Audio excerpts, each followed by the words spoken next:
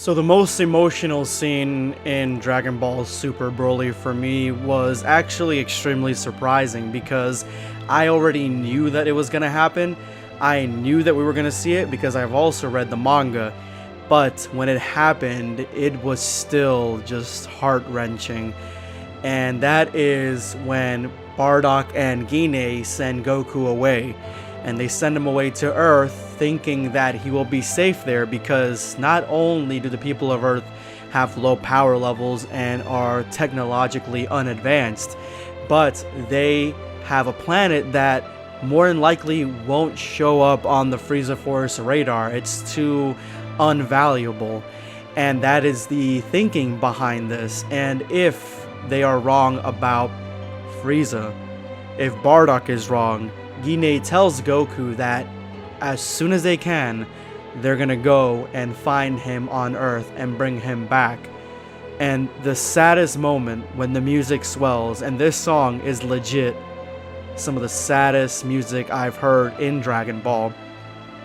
She yells out, "Don't forget us, Kakarot." And it's sad because Goku actually does forget.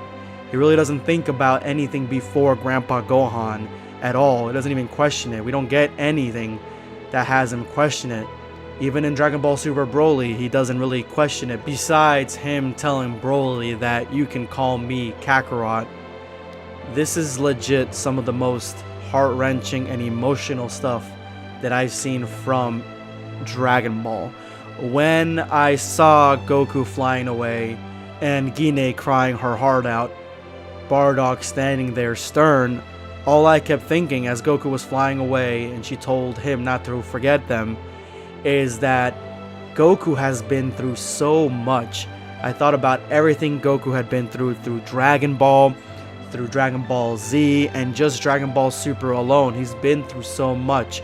He's achieved and accomplished so much that his parents would be proud of him. And what comes next, what happened right after Bardock and Gine send Goku away, adds another thick layer to the emotional cake that is this departure.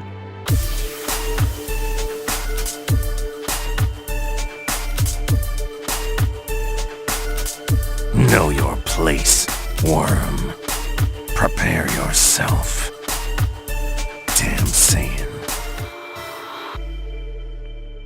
This fan manga was created by R. Jackson, the guy that created Bardock's Wedding, and also the fan manga where Gine meets Goku and Raditz in the other world and starts berating them for the way that they met up in the living world. So this Dragon Ball fan manga takes place after the events, right after actually, when Bardock and Gine send Goku away.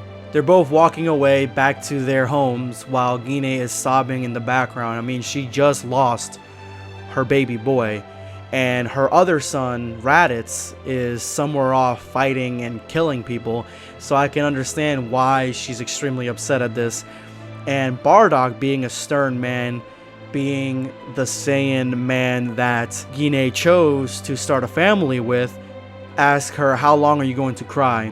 And she's asking, "Did we do the right thing?" Bardock replies with, "Frieza is planning something that will destroy planet Vegeta. We are sending him to an unknown planet alone," which, again, Bardock is trying to reassure her that, yeah, we're doing the right thing. It's better for him to be alone and think he's abandoned and maybe even forget about us than be destroyed. And obviously it is good because he is the one that ends up defeating Frieza several times over. It's definitely very good that Bardock made this decision. But Gine, still so soft and gentle, responds with, "He's going to think we've abandoned him," which is extremely likely. And it is extremely sad. I gotta say, I have 3 kids. If any of them had thought that I abandoned them for even a split second, it would rip my heart apart. I couldn't even imagine it. So now you can see why this scene in particular made me so emotional in the movie theaters, because it's so realistic, and Goku is one of my favorite characters, one of my favorite people that have ever been created, that have ever existed. So this is definitely heart-wrenching stuff. But in a moment of weakness, Gine calls after Bardock and says that he's been overthinking this entire thing. Maybe he's wrong. Maybe Frieza's not planning anything treacherous or anything evil. Maybe it's not too late to go back and get Kakarot, save him. And that's when Bardock turns around and gives her a big hug and comforts her and says sorry, which is new for a Saiyan male. In the movie, Gine even says to Bardock that for him to care this much about his offspring is not like a Saiyan man. And Bardock has spent all his life killing and destroying, that he actually wanted to save something for once. That's exactly what he says. And he wanted to save his son, and that is exactly what he did as a man. And Gine, she's his wife, she's Goku's mother. She's gonna have these regrets. She's gonna feel regretful and think that she's doing the wrong thing. And so Bardock needed to give her that attention. He needed to comfort her. Earlier he was asking, when is she gonna stop crying, because that is the Saiyan male way, to be dispassionate. But in this moment, when he knew that Gine needed it, he turned around and comforted her and apologized for this, for making her go through this, even though he's doing the right thing. And I think at this point, Gine is in disbelief because she's asking him, this is really happening, isn't it? Not only does she have to think about the fact that Goku is going to be gone, or Kakarot's going to be gone. I mean, he got a new name, like Kakarot's going to be gone. But her impending doom, her death, the death of her society, her people, she's believing Bardock. She believes that this is going to happen. And remember, even though Dragon Ball Mind has changed a lot of things, toward the end, even though it didn't get that much exposure like in the special, Bardock still fought Frieza. His rebellion was still there by himself essentially, but he was still there. So she ended up losing her husband right away, and then she ended up losing her people, her planet, her society, and her life. This is just the worst kind of pain that anybody can go through, and Bardock is taking it like a champ. Gine is too, but it's been said that she is soft-hearted, soft-natured. She's not really much of a fighter. She's sort of a different type of Saiyan. So for her, it's going to hit her, and she's going to show the emotion, but it's going to hit her a lot worse than it hit him.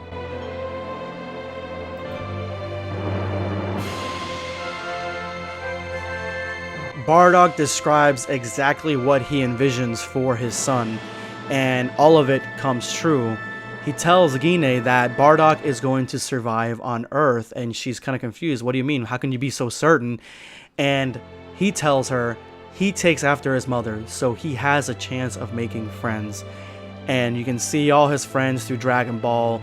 You can see all the friends he's made through Dragon Ball Z, Dragon Ball Super. I mean, he's got a God of Destruction as his friend, for God's sake. So yeah, he can make friends, and Gine's like, I do hope so. And now she's a little bit more pumped. She's excited. Probably still hoping that Bardock is in the wrong, that he's not right about the impending doom that's going to come down to their world. But she's excited, and she's like, this doesn't mean we've lost. We can beat him, then we can get Kakarot back. She's talking about Frieza. She's talking about defeating Frieza and getting her son back. And Bardock just responds, definitely, like a soft definitely. You can even tell how the text changes, and then you see a couple little dots because he knows it's an uphill battle. He knows he probably is gonna die and he's probably gonna lose, but he did win because he saved Goku, and Goku redeems the Saiyan race wholeheartedly. Now the last little bit of this Dragon Ball fan manga is Bulma asking Goku what happened to his parents. She knows that he used to live with his grandpa, but what happened to his parents? And Goku, all smiling, laughing from Dragon Ball, answers, I don't really know. Grandpa found me abandoned in the mountains as a baby and took me home with him. And he's smiling and laughing, even though more than likely it's a little bit less of a wholehearted smile and a laugh. More than likely, there's some pain behind it. I can see it and I can feel it. I can definitely see it and feel it in this panel, that there's some pain behind his laugh, his smile, his whole explanation. This is where we get to the scene in Dragon Ball Super Broly, and the narrator kicks in and says, nobody, not even Goku, knew that his parents didn't abandon him, I'm assuming is what was going to be next, but that his parents sent him away with love, which is exactly what happened. Anyway, guys, thank you so much for watching. This is going to be Blackscape, signing off. Take care, guys.